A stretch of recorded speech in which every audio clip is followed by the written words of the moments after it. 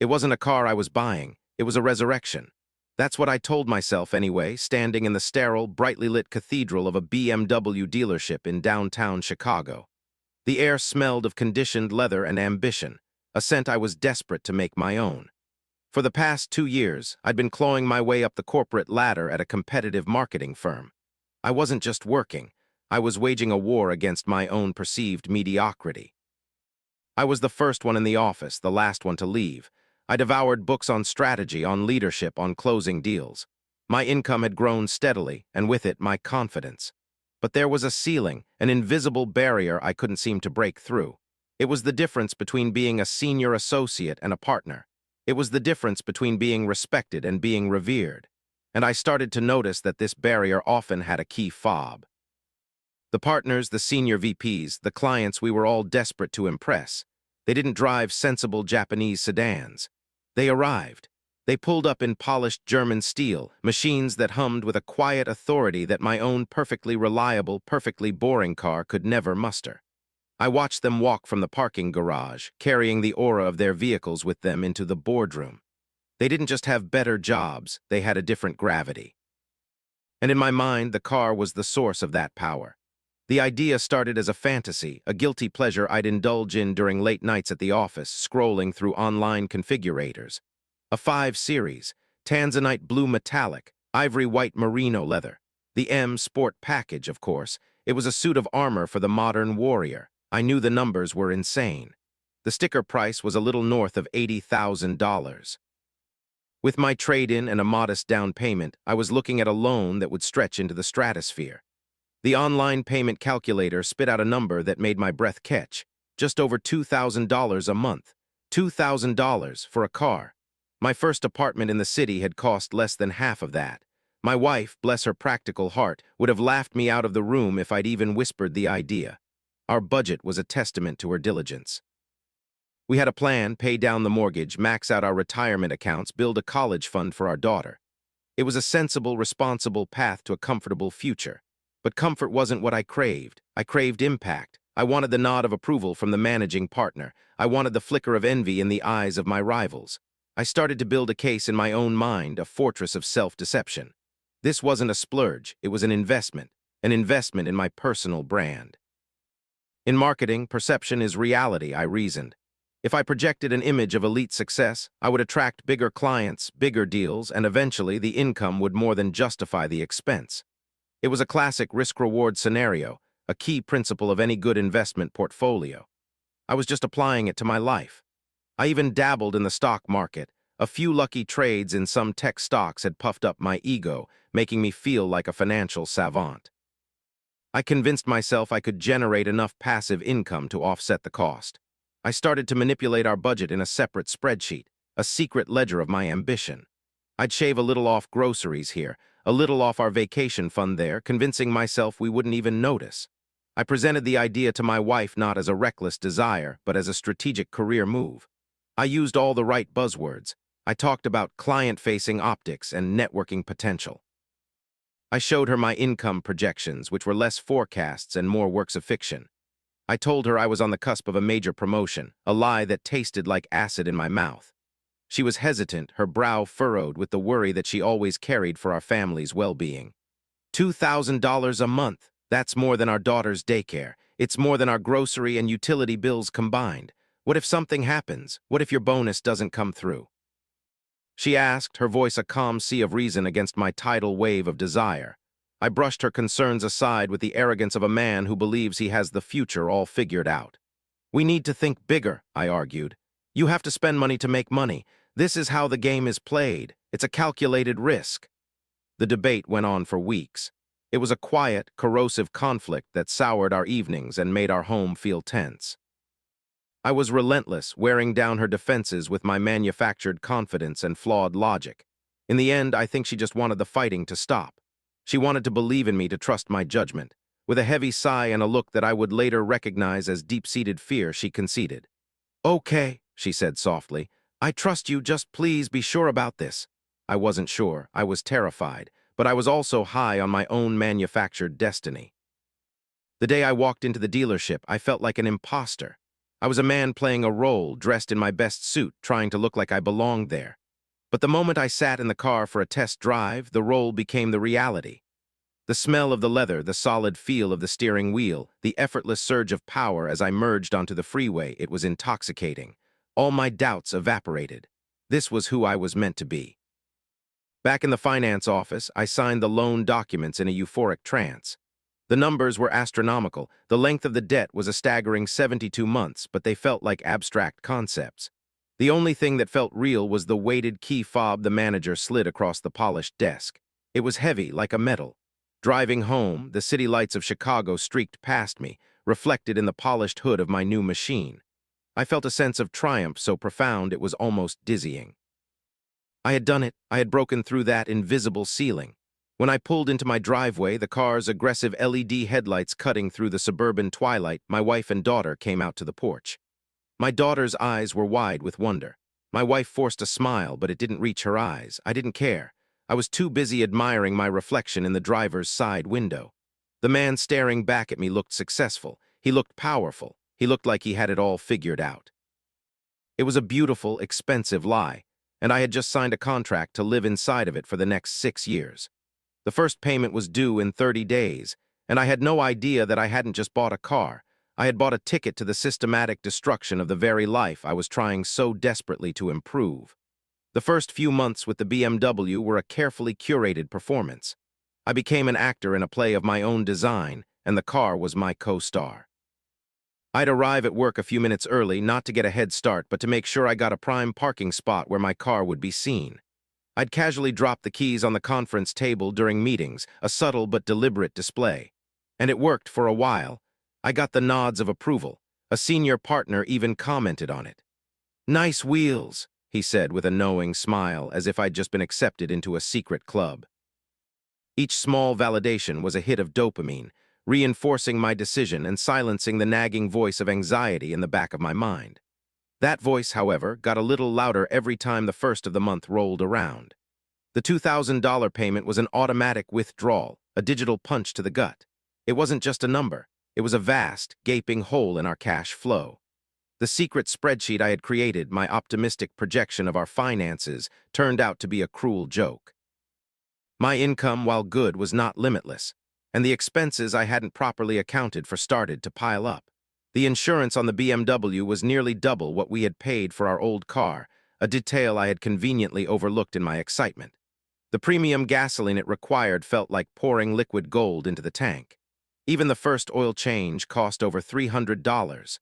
The car wasn't just a monthly payment. It was a voracious, money-devouring beast. The first casualty was our lifestyle. My wife's carefully planned budget was in tatters. We stopped eating out completely. The date nights that had been our lifeline, a chance to connect away from the pressures of work and parenthood, vanished. Our planned vacation to see her family in California was postponed, a euphemism for canceled. I framed these sacrifices as temporary measures, part of the short-term pain for long-term gain strategy. "Once I land the new $250,000 account, we'll be back on track," I'd promised, the lie growing heavier with each repetition. My wife tried to be supportive, but I could see the strain etching new lines around her eyes. She started picking up extra freelance design work, staying up late after our daughter was asleep, her face illuminated by the glow of her laptop. She never complained, but her exhaustion was a constant, silent rebuke.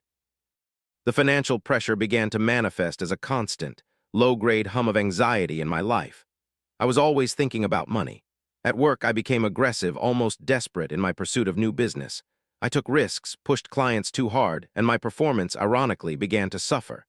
The easy confidence I had sought to project was replaced by a tense, needy energy that people could sense. The car, my supposed key to success, was actively undermining my career. The tension at home was palpable. We started having arguments about things that were never about the things. A $50 grocery bill that was slightly over budget would spiral into a bitter fight about priorities and trust. "Do we really need the organic milk?" I'd snap, knowing full well the real issue was the $2,000 behemoth in the garage. She would look at me, her eyes filled with a weary sadness, and say, "We wouldn't have to worry about the milk if we didn't have that." We stopped calling it the car. It became that, or your car, or simply the payment. It was no longer a part of our shared life. It was an invading force. To cope with the mounting pressure, I started making increasingly reckless financial decisions. My savvy investments in the stock market turned sour. A tech stock I had bet on plummeted, and in a panic, I sold at a huge loss. Instead of learning my lesson about risk management, I became more desperate. I started reading about cryptocurrencies, about Bitcoin, seduced by stories of overnight millionaires. I took a few $1,000s from our already depleted savings without telling my wife and threw it into a volatile altcoin I knew nothing about. It was pure gambling, a Hail Mary pass to solve a problem of my own creation. For a week, the value went up, and I felt a surge of manic hope. Maybe this was it. Maybe I could fix everything. Then, just as quickly, the market turned, and my investment was wiped out.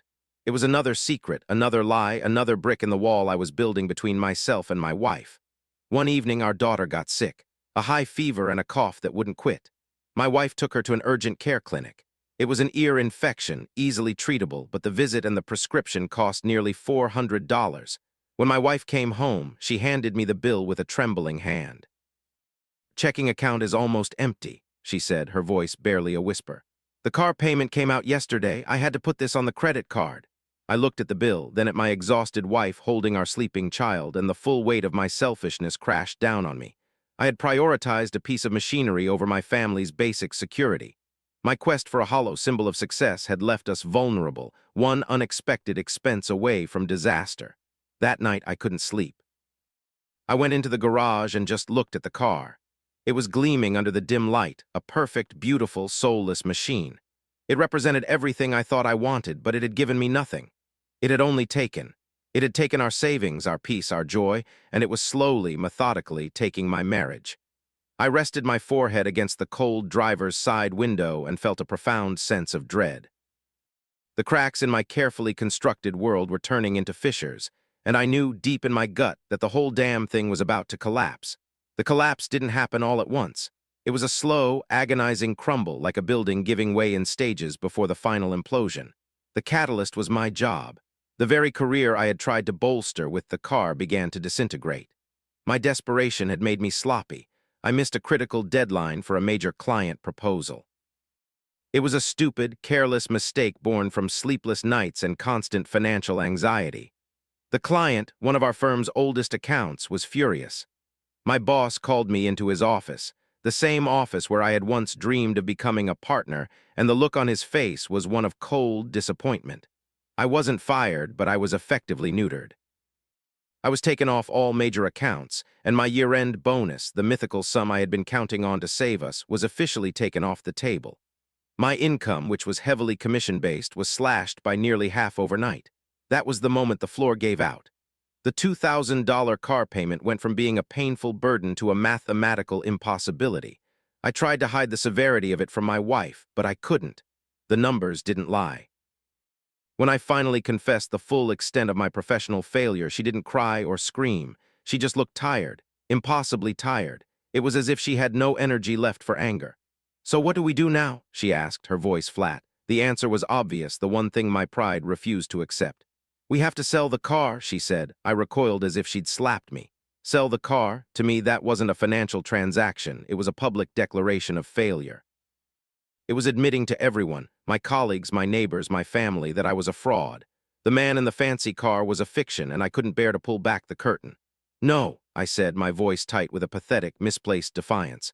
"I'll figure it out. I'll get a second job. We can defer the payments." But the finance company wouldn't allow deferment, and every second job I could find would barely make a dent. My pride had become a suicide vest, and I was stubbornly refusing to defuse it. So I started to lie. I fell behind on the car payment, but I told my wife I was handling it. The calls started, first from a polite customer service representative, then from a more insistent voice in the collections department. I would take the calls in the garage or a closet, my voice a strained whisper. The letters followed, their bold, red, past due stamps a daily accusation in our mailbox. I would grab the mail every day before my wife could see it, hiding the evidence of our sinking ship. To keep up the facade, to have enough money for groceries and gas, I did the unthinkable. I took a loan against my 401k. It was a catastrophic financial decision, robbing my family's future to pay for my present shame. The paperwork itself felt like a confession of failure. I was liquidating my future security to pay for a depreciating asset that was ruining my life. But the money, when it hit our account, was a temporary reprieve. It was a dose of morphine for a dying patient. It allowed me to make a payment on the car, to catch up on some bills, to pretend for a few more weeks that everything was under control. My wife knew something was wrong. She could feel the tectonic plates of our life shifting beneath her feet. The trust between us was gone, replaced by a fog of suspicion and unspoken fears. We were living like ghosts in our own home, the silence between us heavier than any argument. The breaking point came on a rainy Saturday. We were at home, the tension so thick I could barely breathe. A large, unmarked tow truck pulled up and parked across the street. It was probably there for a neighbor, but in my paranoid state, I was convinced it was for me. My heart hammered against my ribs. I felt a cold sweat break out on my forehead. My wife saw the look on my face and followed my gaze out the window. "What's wrong?" she asked. I couldn't speak. She looked at the truck, then back at me, and in that instant she understood. The veil of my deception was torn away. "You're behind on the payments, aren't you?" she said, her voice a mixture of horror and dawning comprehension. "All those calls, the mail, how bad is it?" And so it all came out, the missed payments, the depleted savings, the lies, the cryptocurrency gamble, and the final, unforgivable betrayal, the 401k loan. I watched her face as I confessed, and I saw love curdle into something that looked like pity and disgust. She didn't say a word. She just walked upstairs, packed a small suitcase for herself and our daughter, and came back down. "We're going to my sister's," she said, her voice hollowed out, devoid of all its warmth. "I can't be in this house. I can't look at you. I don't know who you are anymore." I begged her to stay. I cried. I promised I would fix everything. But my words were meaningless. My promises were counterfeit currency. She walked out the door without looking back, and the sound of her car pulling out of the driveway was the sound of my world ending. I was left alone in a silent house with a mountain of debt, a shattered marriage, and a $65,000 monument to my own stupidity sitting in the garage. The tow truck across the street eventually drove away. It was never for me, but it didn't matter. My life had been repossessed anyway. For a week, I lived in the wreckage. The silence in the house was a physical presence, a constant reminder of what I had lost. I didn't eat. I barely slept. I would just wander from room to room, picking up my daughter's toys, looking at photos of my wife smiling, the ghost of a life I had systematically dismantled. My rock bottom wasn't a single moment, but a slow, grinding realization in that empty house that I had a choice. I could let this disaster define me and sink into a permanent state of victimhood, or I could take the first, agonizing step toward taking responsibility. It started with a phone call, not to my wife. I knew I had no right to ask for her forgiveness yet, but to the BMW finance company. I told the man on the other end, my voice cracking with shame, that I couldn't make the payments. I wanted to arrange a voluntary repossession. It was the hardest sentence I've ever had to utter. The process was sterile and deeply impersonal. A man came a few days later, not with a tow truck, but with a flatbed. He checked the VIN, had me sign a single form, and then expertly winched my beautiful, cursed car onto the back of his truck. I didn't watch him drive away. I just closed the garage door and leaned against it, the emptiness of the space a perfect mirror for how I felt inside. Getting rid of the car didn't solve the debt. Weeks later, I received a letter in the mail. The car had been sold at auction for a fraction of what I owed.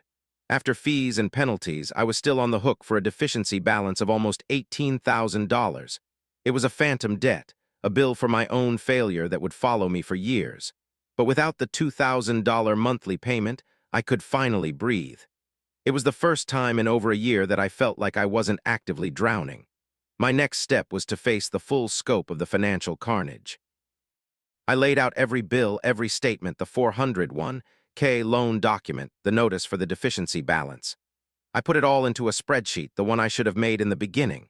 Seeing the total number, a figure well into the six figures when you included the mortgage and what was left of my student loans, made me feel physically ill. But it was also strangely liberating. The monster had a name and a number. Now I could figure out how to fight it. I sold everything of value I owned, my watch, my golf clubs, my collection of expensive suits. It was a fire sale of my former identity. I took on a second job on weekends, delivering pizzas.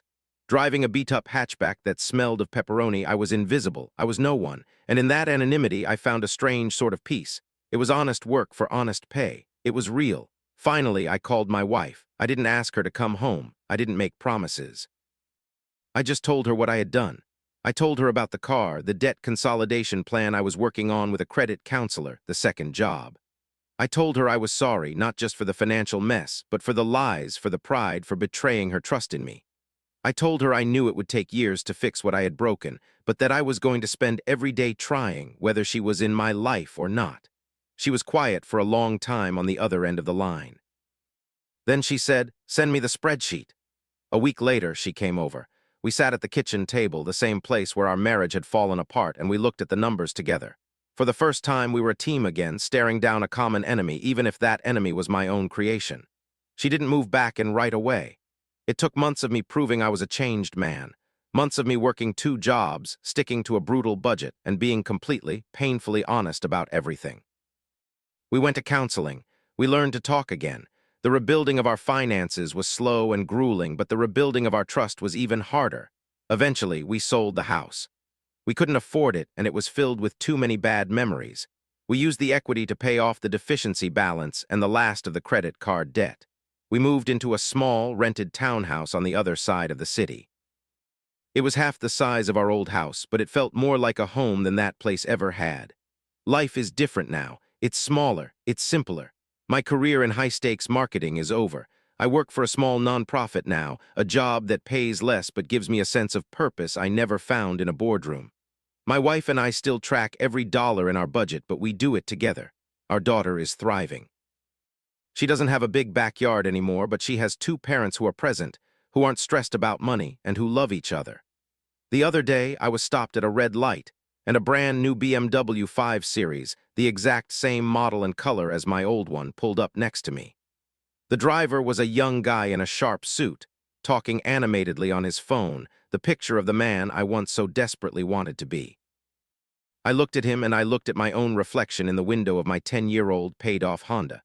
I looked at the car seat in the back, and I felt absolutely nothing. No envy, no regret, just a profound, quiet sense of gratitude for the lesson that car taught me. I thought buying it would be my resurrection, but I was wrong. Losing it was. Stories only become powerful when they're shared.